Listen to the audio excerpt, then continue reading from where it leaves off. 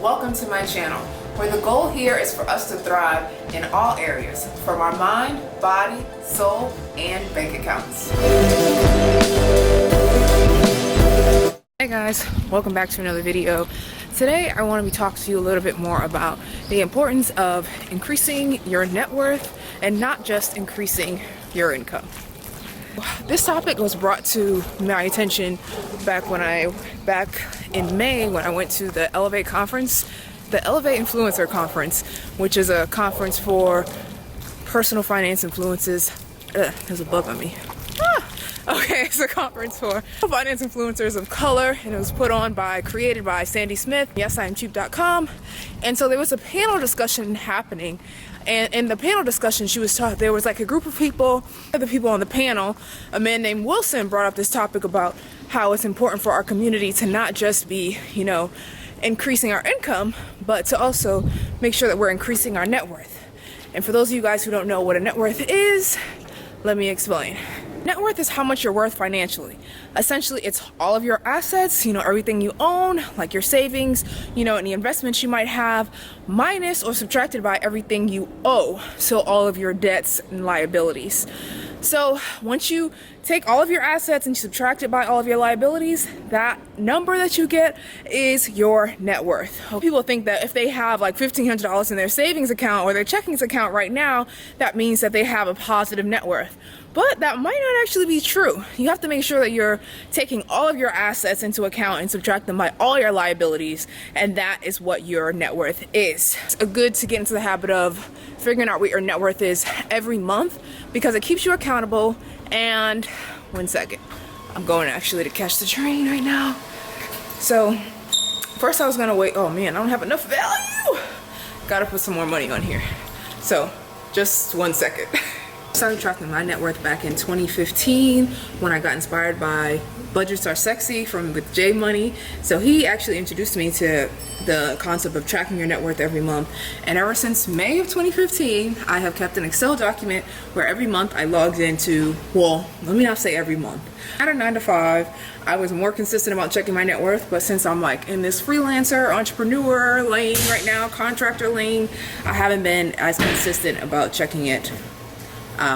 So I have not been as consistent as I used to be when I did have a full-time 9 to 5, when I had that guaranteed money coming in, when I knew every 2 weeks what amount of money I was getting, right? I have been getting better at checking my net worth because I still think it's important no matter what stage you're in about how do you even, increase your net worth? So you increase your net worth by either getting more savings and getting more investments, savings, and paying down your debt. And I think that for me, moving my net worth from the negatives to the positives, it was important for me to start investing my money first because, with compound interest, your money is able to grow a lot faster than like having your money just sitting in a savings account.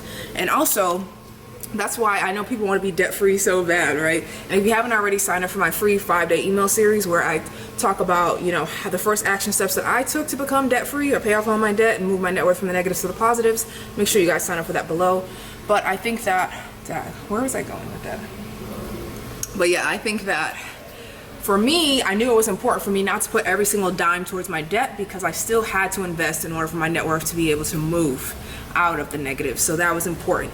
So that's a tip for you. If you're trying to pay off all your debt, make sure that you're still not neglecting your savings and investments. Whoop, my train is coming. I'll be back.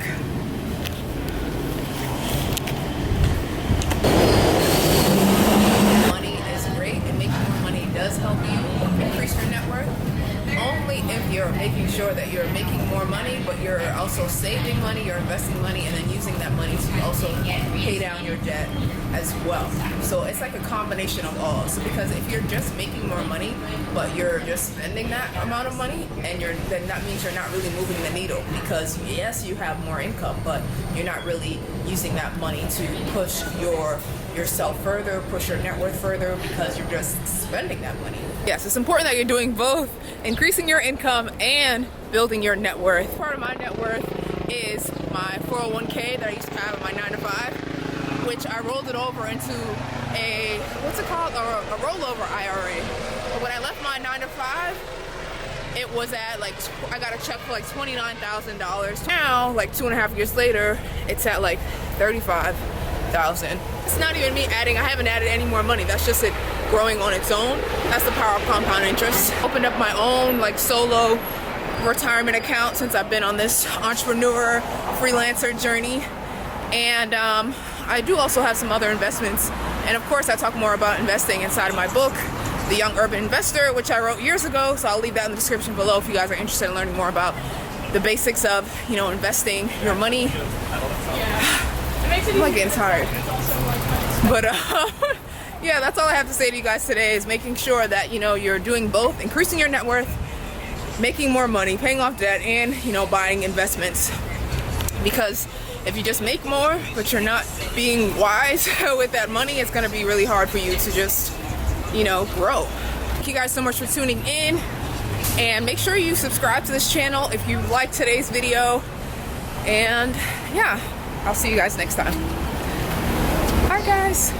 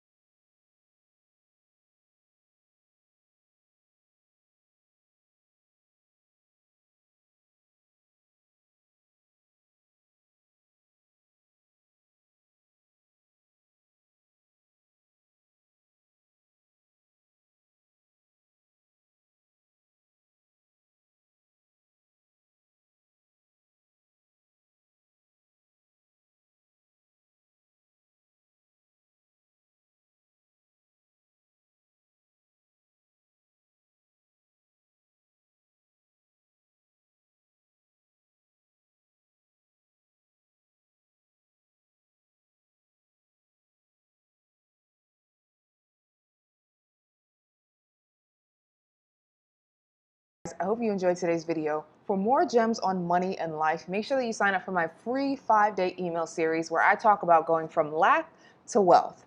Years ago, I was living paycheck to paycheck and I had $47,000 of debt. And I don't want you to have to read through all the books and attend all the seminars that I did. So what I did is I packed up the knowledge for you and I created the first 5 action steps that I took to thrive in my finances and life. Click the link below to get exactly what you need to start thriving in your finances and your life.